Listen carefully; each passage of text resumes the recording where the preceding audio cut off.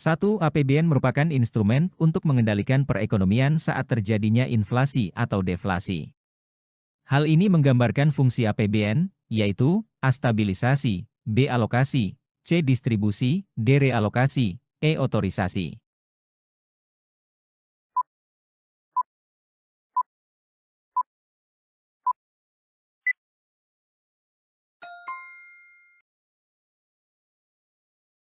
APBN, Anggaran Pendapatan dan Belanja Negara, digunakan sebagai instrumen untuk mengendalikan perekonomian saat terjadi inflasi atau deflasi dengan melakukan kebijakan fiskal, seperti menaikkan atau menurunkan belanja pemerintah atau menaikkan atau menurunkan pajak.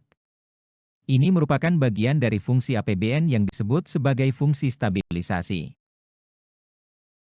2. Anggaran pendapatan dan belanja negara yang defisit memiliki kebaikan yaitu dapat A. Memfungsikan uang menganggur, B. Memperluas kesempatan kerja, C. Membiayai proyek-proyek yang beresiko tinggi, D. Menghemat pengeluaran negara, E. Menekan laju inflasi.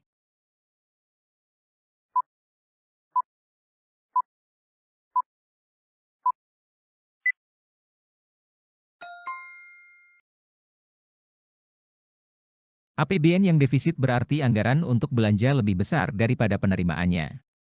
Kebijakan anggaran defisit ini memiliki kebaikan, yaitu dapat memperluas kesempatan kerja. Anggaran yang ada dapat dialokasikan untuk membangun sentra-sentra industri. Industri-industri yang dibangun tentu memerlukan tenaga kerja untuk membantu kelancaran kegiatannya. Dengan penyerapan tenaga kerja tentu dapat memperluas kesempatan kerja bagi masyarakat. 3. Pada tahun 2018, negara Z mencatat penerimaan PPh 2.100 miliar, biaya impor dan ekspor 1.340 miliar, penerimaan minyak bumi dan gas 3.150 miliar, penerimaan sektor kehutanan 815 miliar, laba BUMN 1.670 miliar dan dana hibah dari negara lain 82 miliar. Penerimaan negara bukan pajak berdasarkan ilustrasi tersebut adalah A. PPh, sektor kehutanan dan laba BUMN, B. Biaya ekspor dan impor, PPh dan minyak bumi dan gas, C. Hibah, biaya ekspor dan impor, serta sektor kehutanan, D. Penerimaan minyak bumi dan gas, laba BUMN, serta sektor kehutanan, E. Sektor kehutanan, laba BUMN dan hibah.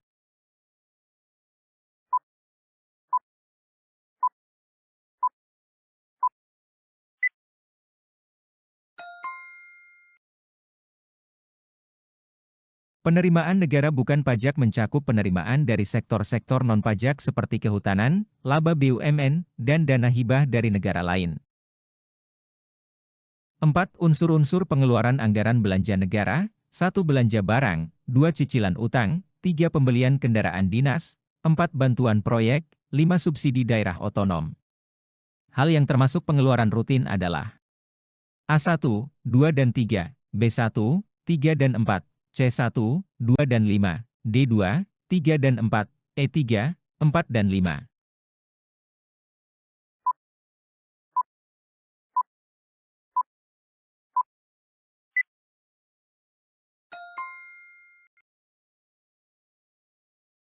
Jawaban yang benar adalah 1, 2, dan 5. Pengeluaran rutin dalam anggaran belanja negara mencakup belanja barang, cicilan utang, dan subsidi daerah otonom yang juga merupakan pengeluaran yang harus dilakukan secara teratur. 5. Langkah dalam penyusunan APBN secara berurutan yang benar adalah A. Perencanaan, pelaksanaan, legalisasi oleh DPR dan pengawasan, B. Perencanaan, legalisasi oleh DPR, pelaksanaan dan pengawasan, C. Perencanaan, pelaksanaan, pengawasan dan legalisasi oleh DPR, D. Perencanaan, pengawasan, pelaksanaan, legalisasi oleh DPR, E. Legalisasi oleh DPR, perencanaan, pelaksanaan, dan pengawasan.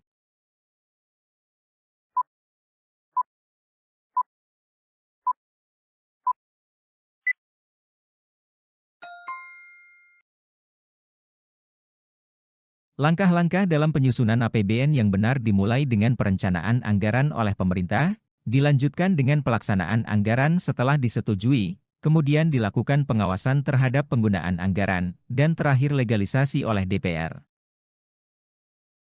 6. Pemerintah mengurangi atau membatasi subsidi BBM jenis tertentu. Kebijakan ini ditetapkan karena subsidi BBM dianggap membebani APBN. Dampak kebijakan tersebut terhadap APBN adalah: A. Anggaran APBN perlu diperbaharui karena adanya pengalihan subsidi. B. Anggaran APBN menjadi naik karena pengeluaran negara berkurang. C. Anggaran APBN berkurang karena pengalihan subsidi memerlukan dana yang lebih besar. D. Jumlah APBN tidak berpengaruh karena hanya mengalihkan dana subsidi. E. APBN dapat mengalami defisit karena keadaan perekonomian yang tidak stabil.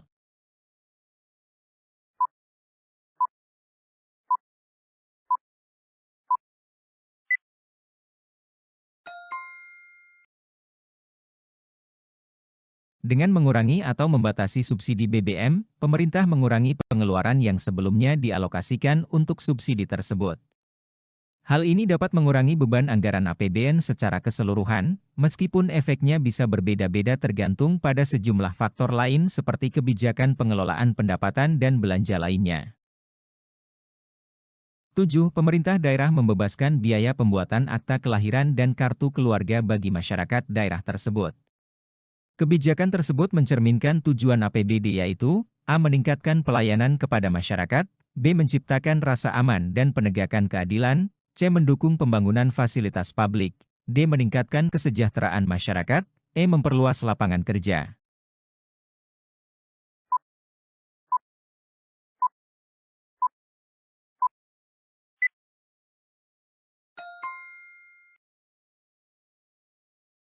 Kebijakan tersebut mencerminkan tujuan APBD, anggaran pendapatan dan belanja daerah, yang salah satunya adalah untuk meningkatkan pelayanan kepada masyarakat, dalam hal ini dengan membebaskan biaya pembuatan akta kelahiran dan kartu keluarga bagi masyarakat daerah tersebut. 8. Belanja pemerintah pusat yang berperan dalam mengatasi ketimpangan fiskal antar daerah, yaitu: A. Dana bagi hasil. B. Dana alokasi khusus. C. Dana alokasi umum. D. Dana penyesuaian. E. Dana otonomi khusus.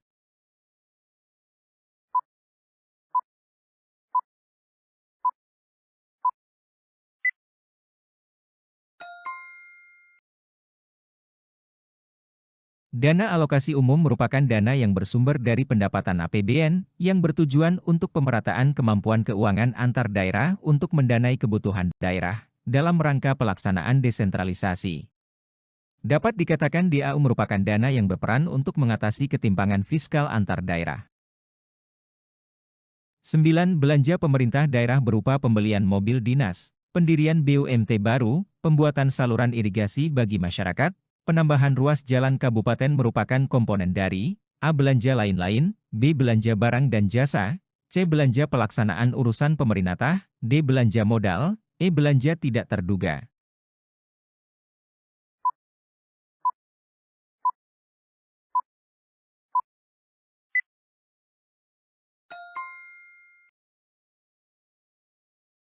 Belanja pemerintah daerah yang mencakup pembelian mobil dinas, pendirian BUMT baru, pembuatan saluran irigasi bagi masyarakat, dan penambahan ruas jalan kabupaten merupakan bagian dari belanja modal.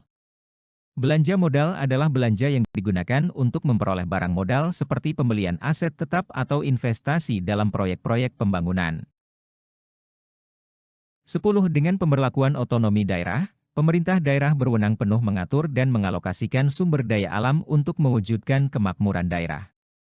Perkembangan ekonomi suatu daerah pada era otonomi daerah dapat dilihat dari indikator: A. Produk domestik regional bruto. B. Pendapatan dan belanja daerah. C. Pendapatan nasional harga tetap. D. Pendapatan nasional harga konstan. E. Pendapatan per kapita.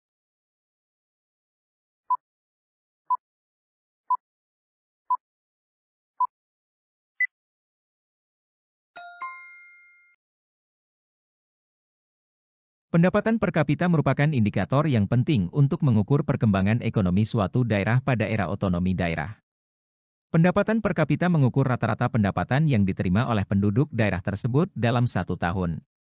Peningkatan pendapatan per kapita dapat menjadi indikasi kemakmuran dan perkembangan ekonomi yang lebih baik di suatu daerah. 11. Perhatikan pernyataan berikut. 1. Subjek pajak tidak wajib memiliki NPWP. 2. Memberikan balas jasa secara langsung. 3. Subjek pajak dapat berupa orang atau pribadi atau badan usaha. 4. Objek pajak berupa penghasilan pegawai, tanah, bangunan, kekayaan dan kendaraan. 5 iuran wajib digunakan untuk membiayai kepentingan umum.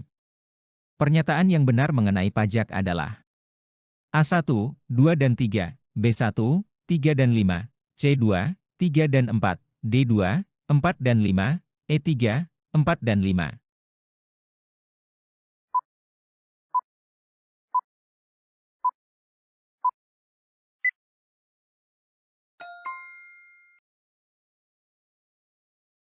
Pajak merupakan salah satu pungutan wajib yang harus dibayar masyarakat kepada pemerintah, dan bersifat memaksa sesuai undang-undang dan digunakan untuk membiayai kepentingan umum, di mana rakyat tidak memperoleh balas jasa secara langsung.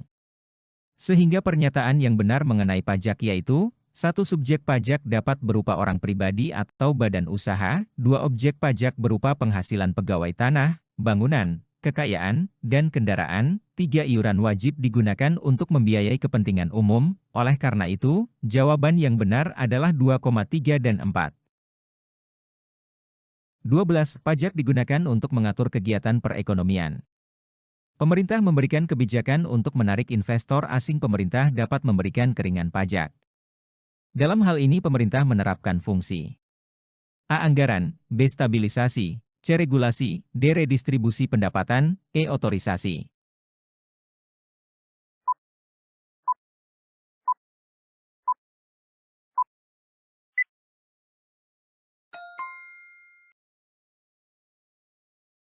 Dalam konteks ini, pemerintah menggunakan kebijakan pajak sebagai alat untuk mengatur kegiatan perekonomian, termasuk dalam menarik investor asing dengan memberikan keringanan pajak. Fungsi regulasi dari pajak adalah untuk menciptakan kebijakan yang dapat mengatur perilaku ekonomi masyarakat, termasuk dalam hal investasi dan kegiatan bisnis. 13. Pak Heru memiliki 3 sepeda motor. Sepeda motor pertama berkapasitas 150 cc, yang kedua 250 cc dan yang ketiga 500 cc. Tarif pajak motornya dari yang pertama sampai ketiga berturut-turut adalah 5%, 10%, dan 15%. Ilustrasi di atas menggambarkan tarif pajak, A. Degresif, B. Proporsional, C. Progresif-progresif, D. Progresif-proporsional, E. Progresif-degresif.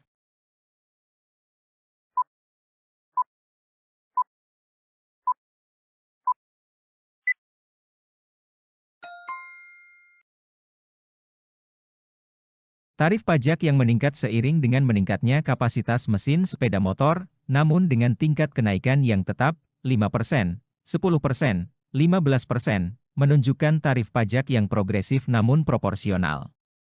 Tarif pajak progresif proporsional adalah tarif pajak yang tingkatannya meningkat seiring dengan meningkatnya jumlah atau nilai objek yang dikenai pajak, namun dengan tingkat kenaikan yang tetap untuk setiap kisaran nilai atau jumlah tertentu. 14. Dina mengendarai sepeda motor ketika akan bekerja kemudian ia melanjutkan menggunakan kereta. Dina menitipkan sepeda motornya di parkir stasiun. Uang yang dibayarkan Dina kepada tukang parkir disebut A. Retribusi, B. Bea, C. Pajak, D. Iuran, E. Cukai.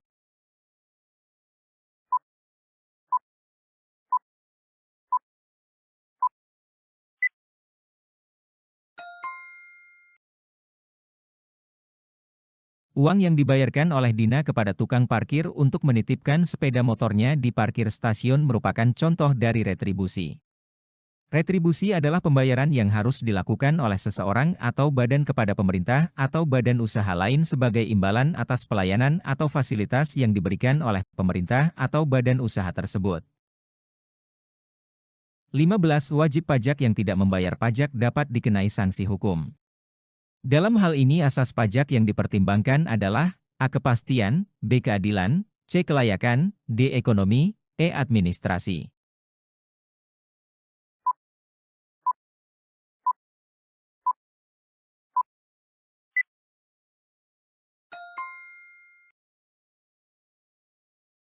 Asas pajak yang menjadi pertimbangan dalam kasus ini adalah asas kepastian. Asas kepastian pajak mengharuskan penerapan pajak yang jelas, tidak akan berubah-ubah, dan dapat diprediksi oleh wajib pajak. 16. Yang termasuk dalam pajak yang dipungut oleh pemerintah daerah adalah A. PPh, pajak kendaraan bermotor dan pajak hotel, B. Pajak reklame, PBB, dan pajak mineral bukan logam dan batuan, CPBB, PPH, dan PPN, D. Pajak kendaraan bermotor, pajak hiburan, dan pajak penjualan atas barang mewah, E. Pajak penjualan atas barang mewah, PPN dan PBB.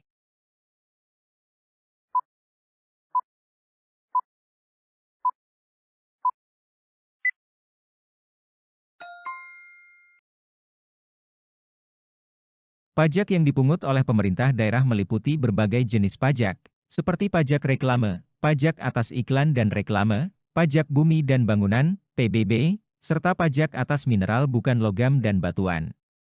Pajak-pajak tersebut adalah bagian dari sumber pendapatan asli daerah yang digunakan untuk membiayai pembangunan dan penyelenggaraan pemerintahan daerah.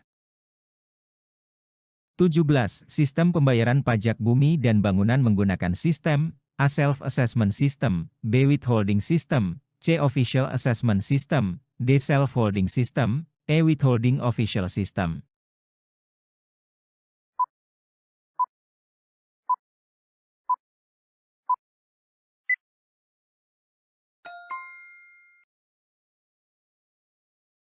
Sistem pembayaran pajak bumi dan bangunan, PBB, menggunakan sistem Official Assessment System di mana besarnya pajak yang harus dibayar oleh wajib pajak ditetapkan berdasarkan penilaian resmi yang dilakukan oleh petugas pajak, bukan berdasarkan pernyataan atau penilaian sendiri oleh wajib pajak, Self-Assessment System.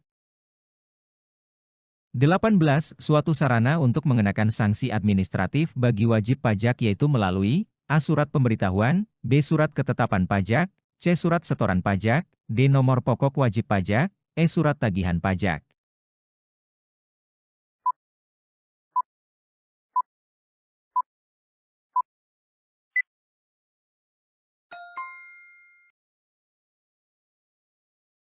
Surat ketetapan pajak merupakan sarana yang digunakan oleh pemerintah untuk mengenakan sanksi administratif kepada wajib pajak yang melakukan pelanggaran terhadap ketentuan perpajakan. Surat ini berisi penjelasan mengenai jumlah pajak yang harus dibayar oleh wajib pajak beserta sanksi administratifnya jika ada. 19. Bayu seorang pengusaha yang sudah mempunyai kewajiban untuk membayar pajak. Ia membeli beras sebanyak 50 kg dengan harga Rp500.000. Pajak pertambahan nilai yang dibayarkan atas transaksi tersebut adalah A. Rp50.000, B. Rp25.000, C. Rp10.000, D. Rp5.000, E. 0.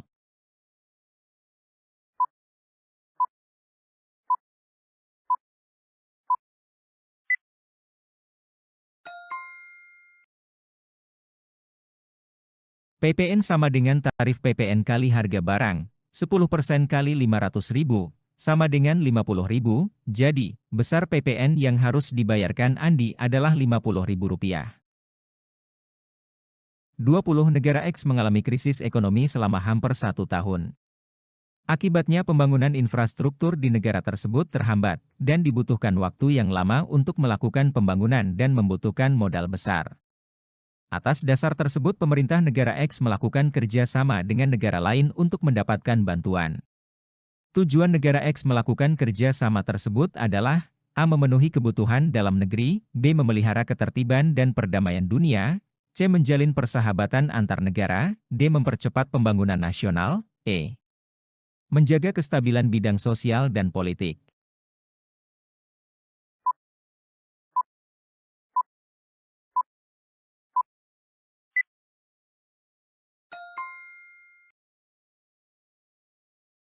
Melalui kerjasama dengan negara lain, negara X dapat mempercepat pembangunan infrastruktur yang terhambat akibat krisis ekonomi.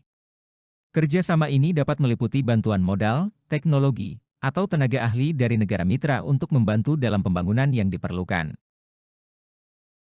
21. Dampak positif dari diberlakukannya EMEA bagi Indonesia adalah A. Semakin luasnya lapangan pekerjaan, B. Semakin ketatnya persaingan dunia usaha, C. Besarnya peluang mentransfer teknologi, D. Semakin bertambahnya cadangan devisa, E. Mudahnya memperoleh produk impor yang bermutu.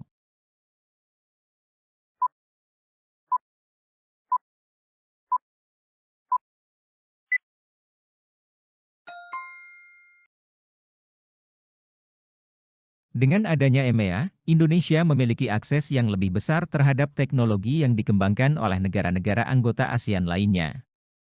Hal ini dapat membuka peluang bagi Indonesia untuk mentransfer teknologi yang dapat mendukung pengembangan industri dan ekonomi nasional. 22. Jepang adalah salah satu negara maju yang menggunakan alat-alat modern dan canggih dalam kegiatan negaranya. Sedangkan Indonesia masih terbatas dalam penggunaan teknologi canggihnya.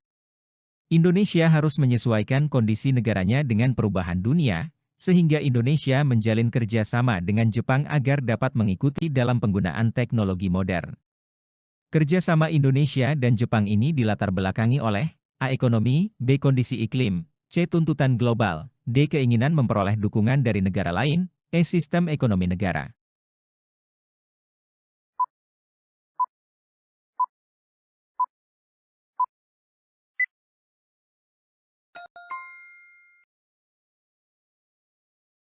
Kerjasama antara Indonesia dan Jepang untuk mengikuti penggunaan teknologi modern didorong oleh tuntutan global akan kemajuan teknologi. Dalam konteks globalisasi, kemajuan teknologi menjadi salah satu kunci keberhasilan suatu negara dalam bersaing dan beradaptasi dengan perkembangan dunia. 23. Dilihat dari bentuknya kerjasama ASEAN termasuk kerjasama A. Regional, B. Subregional, C. Antarregional, D. Bilateral, E. Multilateral.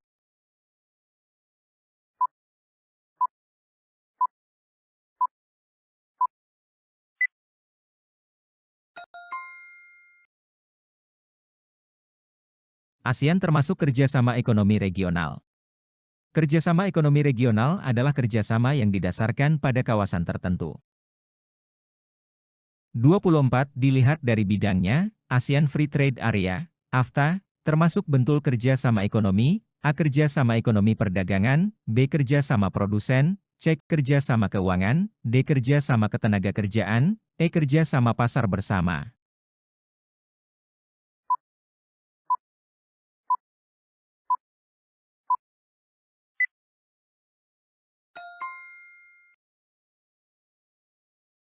AFTA merupakan salah satu bentuk kerjasama ekonomi di Asia Tenggara yang bertujuan untuk membentuk pasar bersama di antara negara-negara anggota ASEAN. Melalui AFTA, negara-negara anggota berkomitmen untuk mengurangi atau menghapuskan tarif perdagangan di antara mereka, sehingga menciptakan lingkungan perdagangan yang lebih bebas dan menguntungkan bagi semua anggota. 25. Lembaga keuangan yang membiayai kegiatan penanaman modal swasta di negara berkembang adalah A. International Bank for Reconstruction and Development, B. International Development Association, C. International Monetary Fund, D. International Finance Corporation, E. Multilateral Investment Guarantee Agency.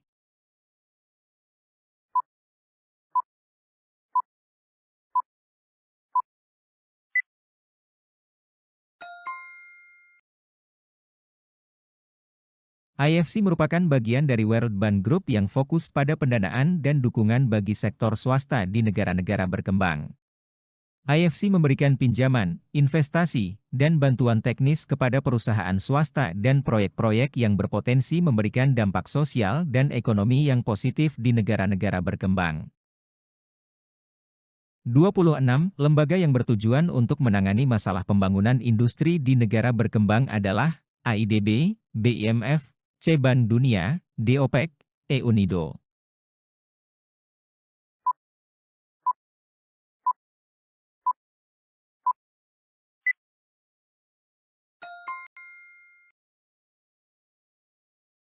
Organisasi Pengembangan Industri Perserikatan Bangsa-Bangsa, UNIDO, adalah sebuah badan khusus PBB yang didirikan untuk mempromosikan dan mempercepat perkembangan industrial di negara-negara berkembang, serta negara-negara yang sedang dalam masa transisi ekonomi. 27 negara-negara yang terlibat dalam kerjasama perdagangan dunia memiliki kesepakatan tertentu. Salah satu bentuk kesepakatan dalam kerjasama perdagangan adalah A. Meningkatkan kualitas tenaga kerja, B. Memajukan perdagangan antar negara, C. Menentukan jumlah produk yang dihasilkan, D. Memberikan bantuan keuangan bagi anggota, E. Menciptakan perdagangan bebas antar negara.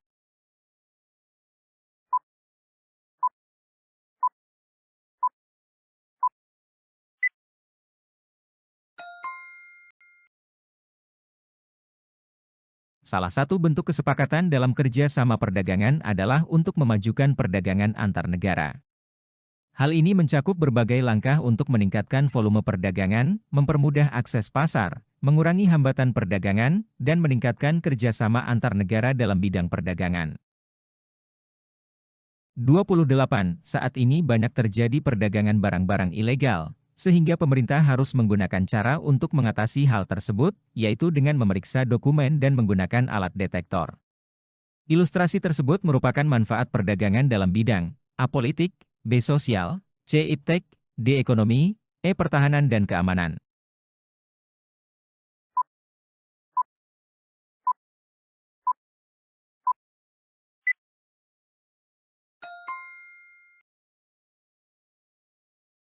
Pemeriksaan dokumen dan penggunaan alat detektor untuk mengatasi perdagangan barang-barang ilegal merupakan upaya dalam bidang ekonomi. Hal ini dilakukan untuk melindungi pasar dari barang-barang ilegal yang dapat merusak persaingan dan mengganggu kestabilan ekonomi. 29. Yang merupakan faktor penghambat perdagangan internasional adalah A. Perbedaan sumber daya tiap negara, B. Keberadaan organisasi ekonomi regional, C. Motif memperoleh keuntungan sebesar-besarnya, D. Selera masyarakat terhadap suatu produk, E. Perbedaan kemajuan iptek.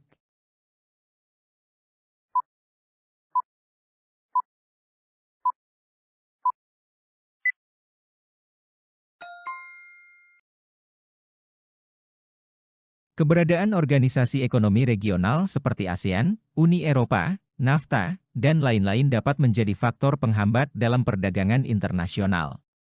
Organisasi-organisasi ini seringkali memberlakukan kebijakan perdagangan internal yang mengatur atau membatasi perdagangan antara negara-negara anggota, sehingga dapat menghambat perdagangan internasional dengan negara-negara di luar organisasi tersebut. 30. Jepang termasuk negara yang menerapkan politik dumping. Tujuan dari penerapan politik dumping adalah A. Melindungi industri dalam negeri yang sedang berkembang, B. Meningkatkan permintaan konsumen dalam negeri atas barang tersebut, C. Meningkatkan minat masyarakat luar negeri untuk membeli produk di negara asal, D. Memperluas pasar ekspor atas produk yang dihasilkan, E. Mengawasi tingkat harga jual dan beli atas barang tertentu.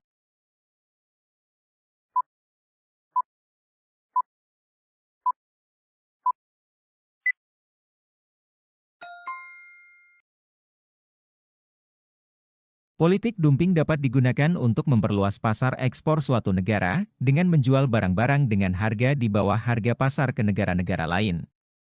Hal ini dapat membantu negara tersebut meningkatkan ekspor dan mendapatkan pangsa pasar yang lebih besar di pasar internasional.